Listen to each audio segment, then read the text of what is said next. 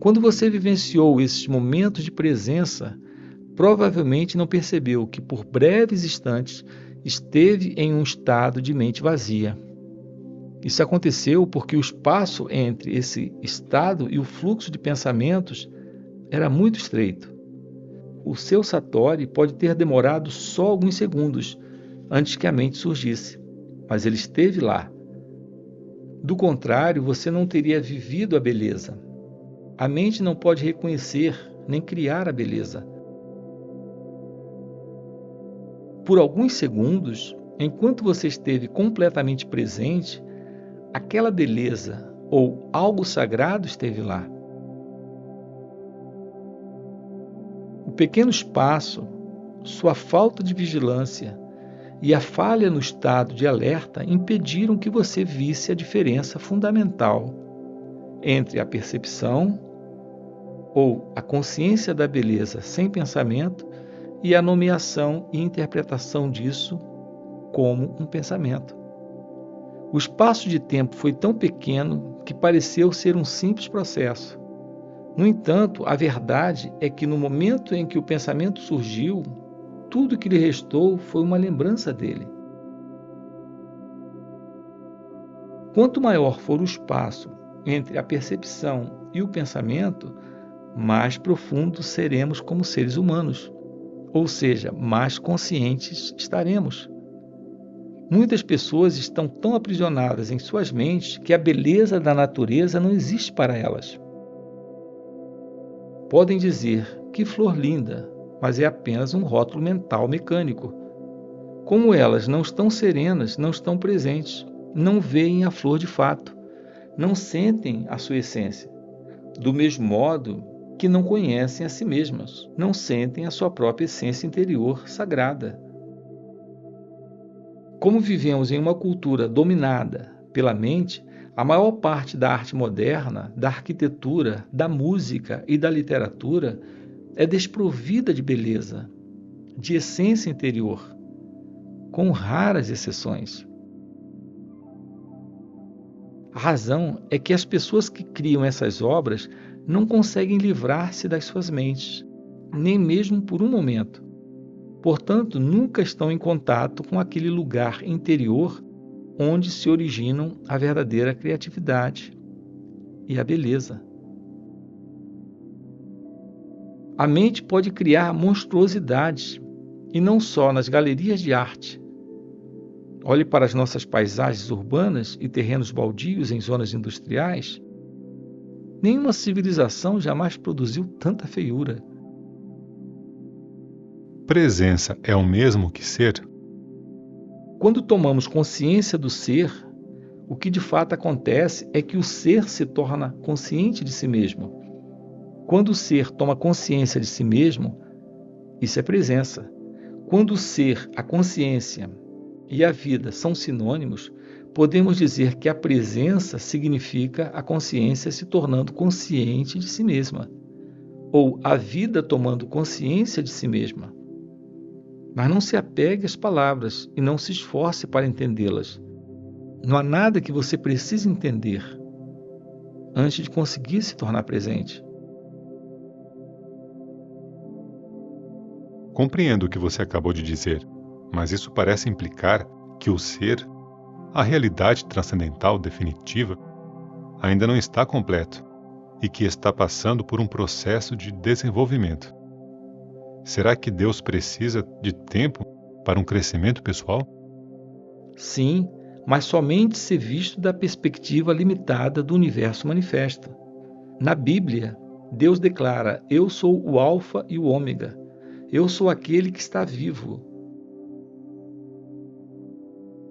No reino eterno em que Deus habita, que também é a nossa casa, o começo e o fim, o Alfa e o Ômega são uma unidade. E a essência de todas as coisas que existem e existirão está eternamente presente na forma de um estado não manifesto de unidade e perfeição.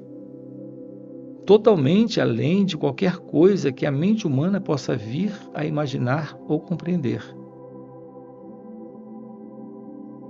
Entretanto, em nosso mundo de formas aparentemente separadas, a perfeição eterna é um conceito muito difícil de imaginarmos. Aqui, até mesmo a consciência, que é a luz emanando da fonte eterna, parece estar sujeita a um processo de desenvolvimento. Mas isso se deve à nossa percepção limitada. Não é isso que acontece em termos absolutos. Ainda assim, vou continuar a falar por um momento a respeito da evolução da consciência em nosso mundo.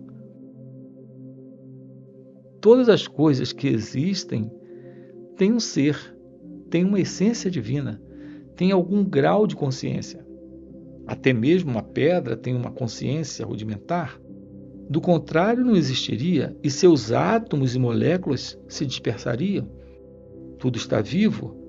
O sol, a terra, as plantas, os animais, as pessoas, todos são expressões da consciência em níveis variáveis. A consciência se manifestando como forma. O universo desponta quando a consciência toma um corpo e uma forma, formas abstratas e formas materiais. Olhe para os milhões de formas de vida só neste planeta, no mar, na terra, no ar, e em seguida como cada forma de vida se reproduz milhões de vezes. Com que propósito? Será que alguma coisa ou alguém está jogando um jogo com a forma? Isso é o que os antigos profetas da Índia se perguntavam. Viam o mundo como lila, uma espécie de jogo divino jogado por Deus. As formas de vida individuais não são, obviamente, muito importantes nesse jogo. No mar, a maioria das formas de vida não sobrevive por mais de alguns minutos depois de ter nascido. A forma humana também vira pó, bem rapidamente. E quando ela se vai, é como se nunca tivesse acontecido. Isso é trágico ou cruel? Só se criarmos uma identidade separada para cada forma e esquecermos que a consciência de cada uma é a expressão da essência divina através da forma.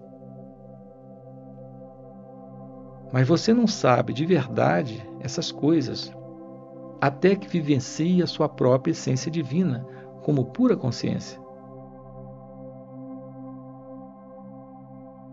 Se um peixe nasce no seu aquário e você lhe dá o nome de João, escreve uma certidão de nascimento, conta-lhe a história da família dele e 2 minutos depois o vê sendo engolido por outro peixe, isso é trágico.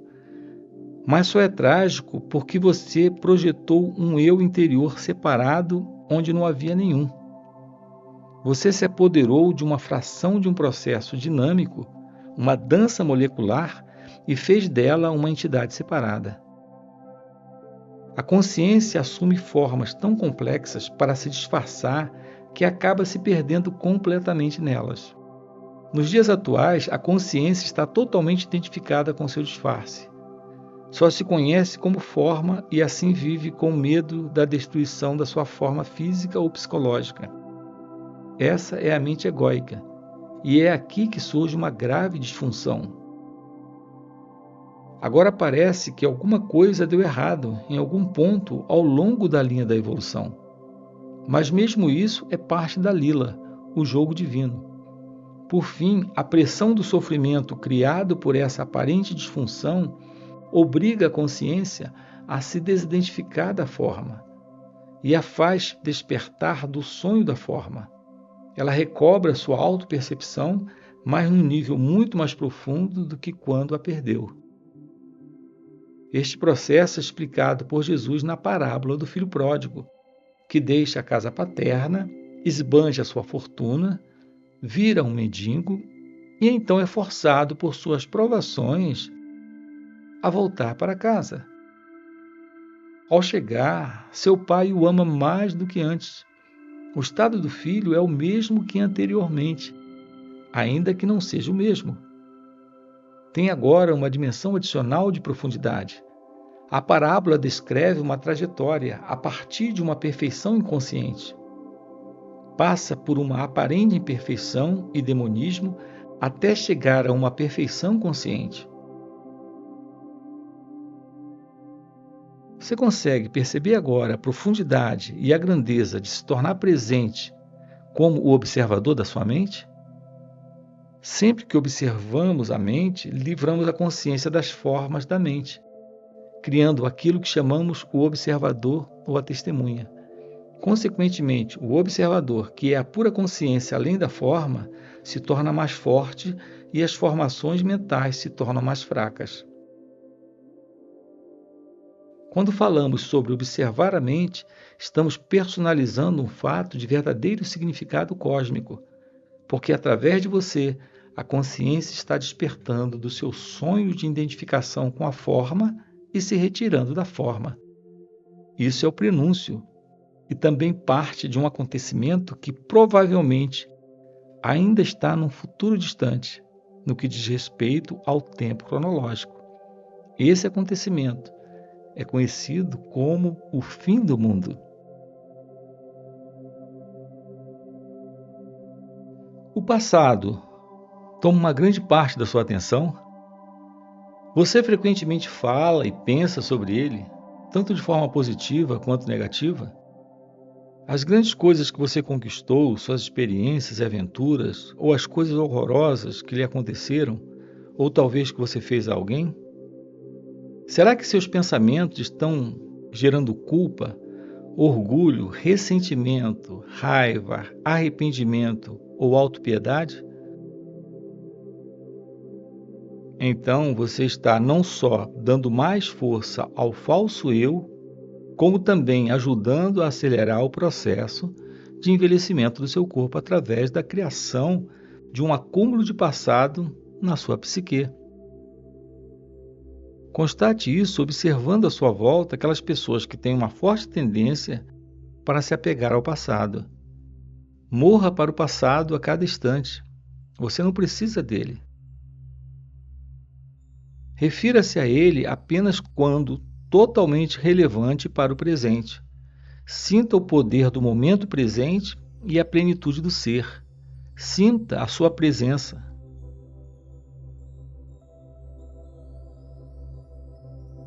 Você tem preocupações? Tem muitos pensamentos do tipo: e se? Você está identificado com a mente, que está se projetando no futuro imaginário e criando medo. Não há como enfrentar tal tipo de situação, porque ela não existe. É um fantasma mental. Você pode parar com essa insanidade que corrói a saúde e a vida, aceitando simplesmente o momento presente. Perceba a sua respiração. Sinta o ar entrando e saindo do seu corpo. Sinta o seu campo interno de energia. Tudo com o que você sempre teve que lidar, tudo que teve de enfrentar na vida real, em oposição às projeções imaginárias da mente, é o momento presente. Pergunte-se qual é o seu problema nesse exato momento. Não no ano que vem, ou amanhã, ou daqui a 5 minutos. O que está errado neste exato momento? Você pode sempre enfrentar o agora, mas não pode jamais enfrentar o futuro. Nem tem de fazer isso. A resposta, a força, a atitude certa estarão à sua disposição quando você precisar, nem antes, nem depois. Algum dia vou fazer isso. Seu objetivo está tomando de tal modo a sua atenção que o momento presente é apenas um meio para atingir um fim? Está consumindo a alegria das coisas que você faz? Você está esperando para começar a viver? Se você desenvolver esse tipo de padrão mental, não importa o que você adquira ou alcance, o presente nunca será bom o bastante. O futuro sempre parecerá melhor. Uma receita perfeita para uma insatisfação permanente. Você não acha? Você está sempre esperando alguma coisa? Quanto tempo da sua vida você passou esperando? Chamo espera de pequena escala a espera na fila do correio, no engarrafamento de automóveis, no aeroporto por alguém que vai chegar, um trabalho que precisa ser terminado, etc. Chamo de espera em grande escala a espera pelas próximas férias, por um emprego melhor, pelos filhos crescidos, por uma relação verdadeira significativa, pelo sucesso, por ficar rico, por ser importante, por se tornar iluminado. Não é raro que as pessoas passem a vida toda esperando para começar a viver. Esperar é um estado mental. Significa basicamente desejar o futuro e não querer o presente. Você não quer o que conseguiu e deseja aquilo que não conseguiu.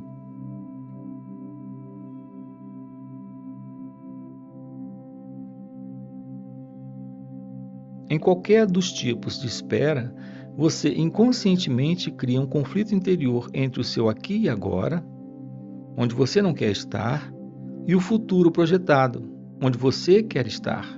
Essa situação reduz grandemente a qualidade da sua vida ao fazer você perder o presente. Não há nada de errado em nos empenharmos para melhorar a nossa situação de vida. Podemos melhorar a situação da nossa vida, mas não podemos melhorar a nossa vida.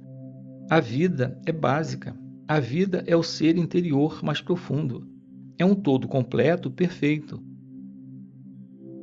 A nossa situação de vida se constitui das nossas circunstâncias e experiências.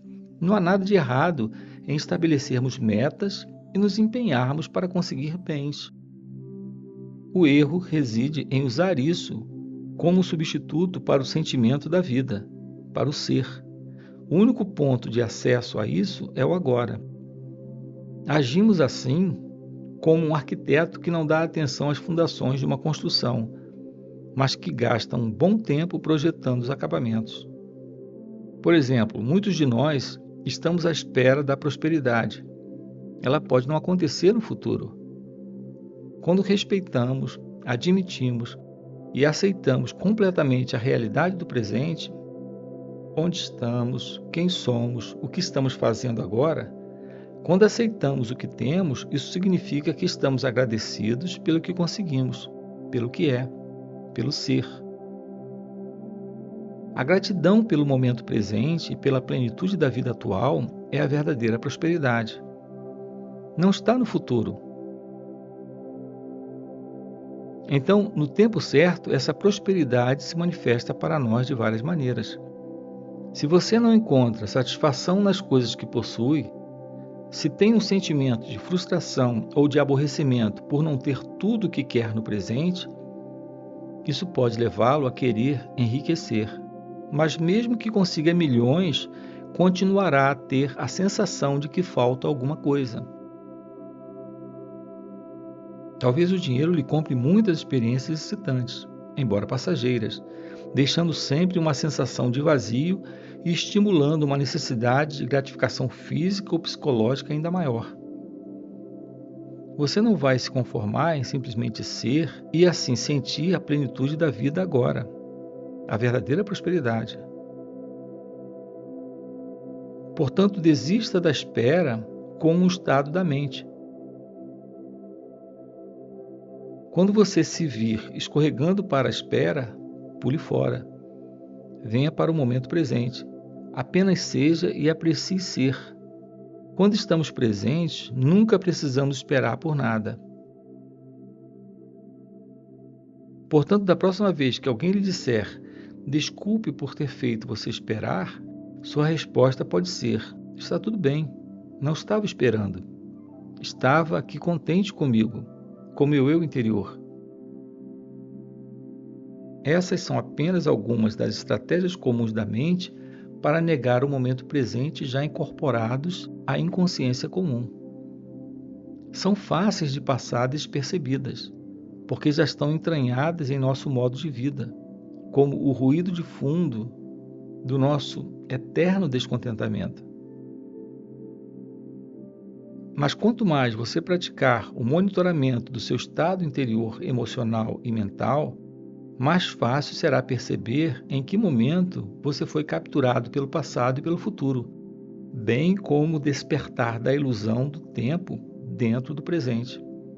Mas tenha cuidado, porque o eu interior falso e infeliz, baseado na identificação com a mente, vive no tempo. Ele sabe que o presente significa a sua própria morte e sente-se ameaçado. Fará tudo para afastar você do agora, tentará manter você preso ao tempo.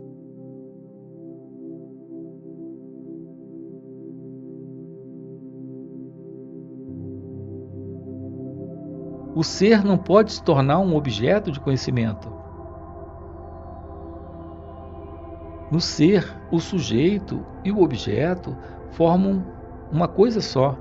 O ser pode ser sentido como o eternamente presente eu sou, que está além do nome e da forma.